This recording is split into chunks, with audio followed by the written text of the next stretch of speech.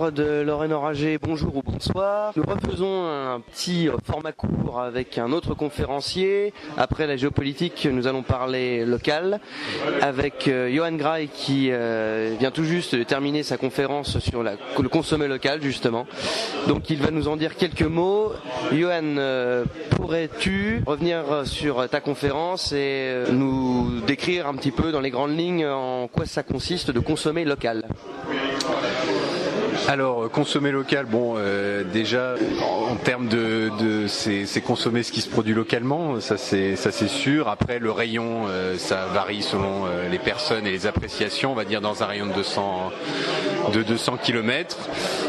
Consommer local, donc c'est s'inscrire dans une logique de circuit court, de retrouver, on va dire, les produits régionaux, les savoir-faire régionaux, la gastronomie de la région, donc se reconnecter avec une histoire aussi et une identité, dans le but du coup de favoriser une agriculture, un élevage ou autre d'ailleurs, qui a des conséquences économiques très fortes, puisque ça permet de recréer de l'emploi, comme j'en ai parlé dans la conférence.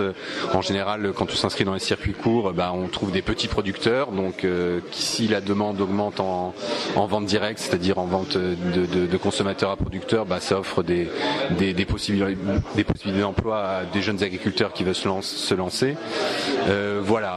Consommer local, c'est tout ça, c'est à la fois agir politiquement pour refavoriser l'économie locale, c'est agir écologiquement puisque c'est favoriser une agriculture beaucoup plus respectueuse de l'environnement, c'est philosophiquement se réenraciner dans un pays, dans une région. C'est vrai qu'on a tous l'habitude de s'intéresser toujours à ce qui se passe à l'autre bout de la planète, et en général on ne sait même pas ce qui se passe à côté de chez soi. Donc voilà, consommer local, c'est aussi ça, c'est s'inscrire dans cette philosophie de se dire je peux m'intéresser aux enjeux mondiaux, mais c'est bien de partir du local en fait, c'est bien de remettre les pieds dans la terre et de repartir vraiment de notre vie concrète et quotidienne, et le consommer local, c'est tout ça, c'est quelque chose du quotidien en général. On fait pas non plus ses courses tous les jours, mais c'est quelque chose c'est une pratique, en tout cas une praxis qui est quotidienne, une assesse qui est quotidienne, et donc ça permet le maître mot, c'est le réenracinement. Tu as développé durant ta conférence une ligne rouge assez intéressante, car d'ailleurs c'était même l'incipit de ta conférence, tu expliques que consommer local revient précisément à lutter contre le mondialisme. Alors on va peut-être pas donner une définition du mondialisme, je recommande les auditeurs s'intéresser à notre première émission avec Pierre Hillard, mais en tout cas peut-être pas lutter, mais le consommer local est un moyen en tout cas de se réenraciner certes, mais de lutter contre une certaine forme de capitalisme. Alors c'est sûr, si on doit définir le mondialisme, alors il y a à la fois l'idée d'avoir un gouvernement mondial, mais c'est pas que ça, c'est aussi une vision de l'homme déraciné, ce qu'on appelle le citoyen monde, qui vit entre Paris, Dubaï et New York, des populations qui peuvent bouger avec la réduction des temps de transport, etc., les facilités de déplacement, bouger d'un bout à l'autre de la planète, et donc s'inscrire dans le consommer local, ça fait pas tout, mais c'est une résistance finalement de fait en fait. Je sais pas s'il faut, alors j'ai abordé par ce prisme-là dans la résistance du combat au mondialisme, mais je sais pas s'il faut se dire je consomme d'abord local pour résister au mondialisme. Je consomme d'abord local parce que c'est juste le mode de consommation qu'on a eu dans toute l'histoire, donc de la Lorraine, de la France, de l'Europe, de l'humanité. L'homme consomme toujours localement. Donc c'est d'abord un retour aux sources en fait, salvateur je pense, avant d'être un combat en fait. Je crois qu'il faut d'abord le faire pour soi, pour retrouver une certaine philosophie de vie, avant de le faire en tant que combat contre le mondialisme. Après, de fait, en tant que le localisme en tant qu'arme politique s'avère être une excellente arme contre le mondialisme, contre le capitalisme aussi, puisque comme je le disais, les maraîchers bio pas d'ailleurs, mais souvent bio qui font de la vente directe, c'est avant tout des agriculteurs, c'est avant tout des paysans. Donc vendre en direct, c'est pas leur métier. Donc ils peuvent pas passer tant de temps que ça, parce qu'ils ont déjà beaucoup de travail dans les champs, au milieu de leur plantation. Donc ils peuvent passer que très peu de temps en fait en vente. Et comme le dit toujours mon producteur, en fait lui il a besoin que d'une centaine de clients pour vivre en fait.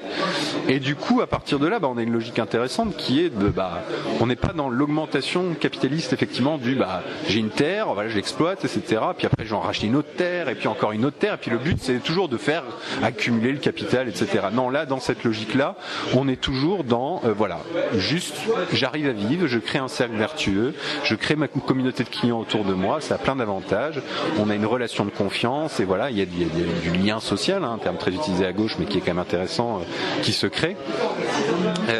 Et donc on est indirectement effectivement dans une lutte contre le capitalisme, puisque comme on ne cherche pas à être dans l'expansion permanente, on va pouvoir laisser la place à d'autres.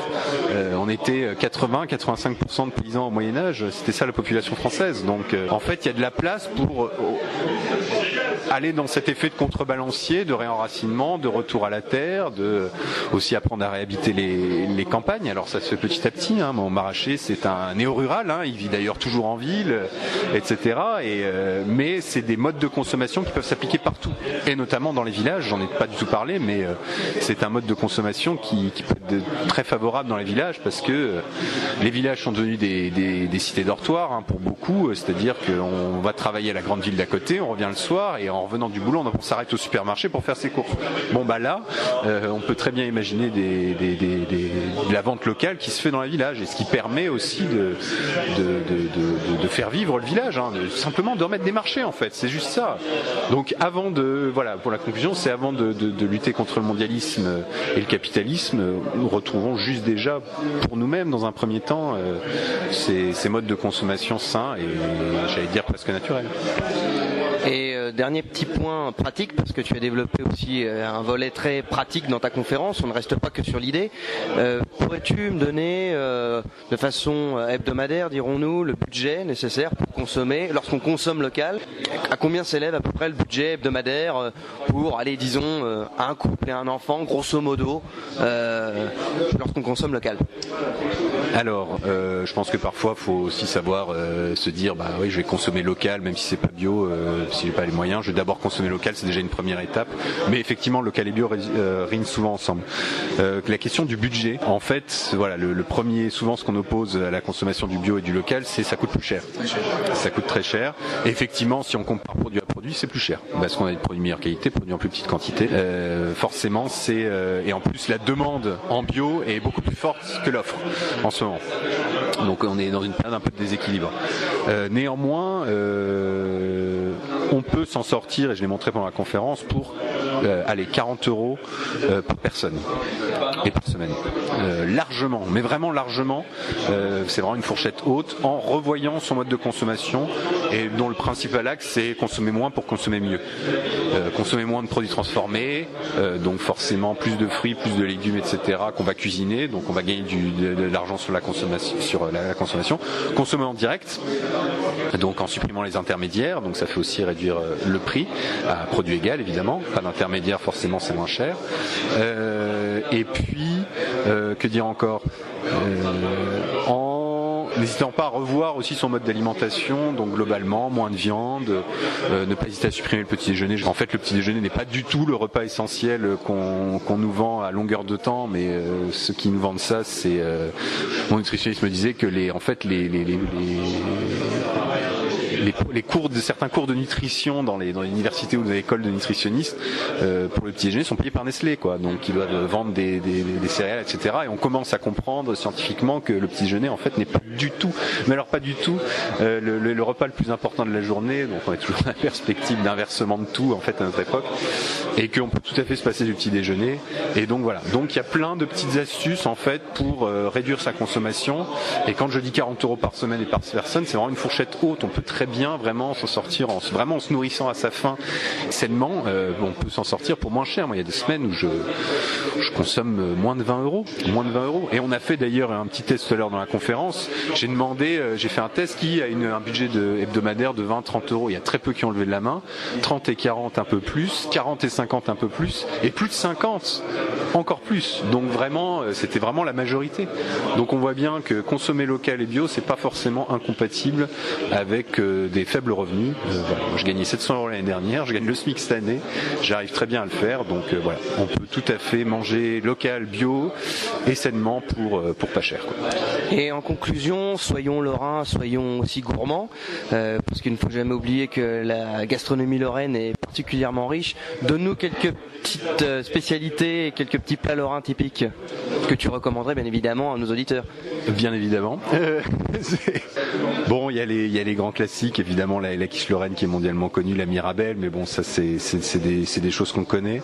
Moi j'aime beaucoup la potée lorraine. Voilà, la potée lorraine, c'est vraiment le plat de la simplicité. On prend tous les légumes du jardin, on rajoute les morceaux de porc, un peu de crème, un peu de vinaigre, de vin par-dessus, et ça nous fait un excellent plat que nos grands-mères savaient très bien cuisiner ou savent encore bien cuisiner. Moi, c'est vraiment ce que j'aime bien. Après, voilà, en confiserie, on est très bon en fait. Aussi, dans les trucs un peu moins connus, j'avais appris par exemple, parce que moi vraiment, je redécouvre tout ça. Je suis vraiment pas un expert en la matière. Je parle vraiment en amateur. Voilà, le baba au rhum, c'est une invention lorraine. Il y a les chardons lorrains, chocolat et puis de l'alcool à l'intérieur. Et puis bon, forcément la Mirabelle, qui fait plaisir à tout le monde, qui fait du bien par où elle passe. La bière, voilà. En fait, il y a tellement de choses. Voilà, j'ai découvert aussi en préparant la conférence qu'en discutant avec des gens qui sont dans les circuits locaux, et notamment d'ailleurs aussi Jean-Marie Cuny, donc très grand lotharingiste, qui me disait, parce qu'en plus il était cuisinier lui avant, il avait un restaurant, il me disait vraiment qu'il y avait un renouveau du vin lorrain. Voilà, je parlais dans la conférence, on était une région viticole exceptionnelle, mais vraiment exceptionnelle sous les ducs.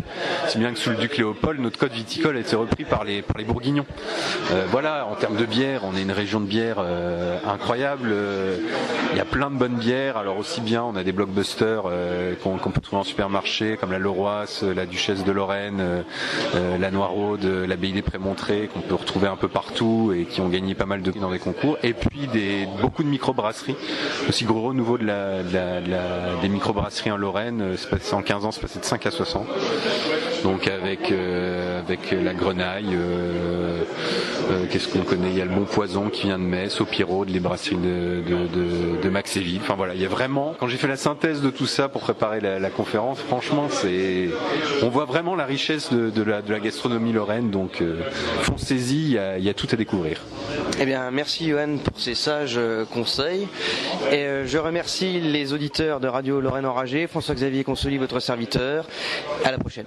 Et ce n'est pas parce qu'on est pauvre qu'on doit bouffer de la merde. Il n'y a pas de fatalité à ce que les gens qui ont peu d'argent mangent des cochonneries. La qualité dans ce pays, elle doit être là pour tous. Est-ce que vous trouvez que c'est pas complètement con que quand vous interrogez un mot et que vous lui dites le chocolat vient d'où, il vous répond ça vient d'une tablette? C'est consternant. Moi, quand j'entends ça, allez dans des écoles au lieu de faire de la télé comme ça en chambre, mais en petit studio comme ça. Allez voyager, baladez-vous. Vous allez voir la situation des mômes est consternante. Ils ne savent plus rien, on n'apprend plus rien à l'école. Moi, quand j'entends un môme qui me dit ça vient d'une tablette le chocolat, je vous jure, j'ai envie de chialer. On va me dire oui, oh, vous êtes un con, vous allez jeter ça. Oui, je le jette, parce que ça, c'est honteux, ça. C'est pas de la charcuterie, ça, c'est de la merde. Alors que ça, c'est bon.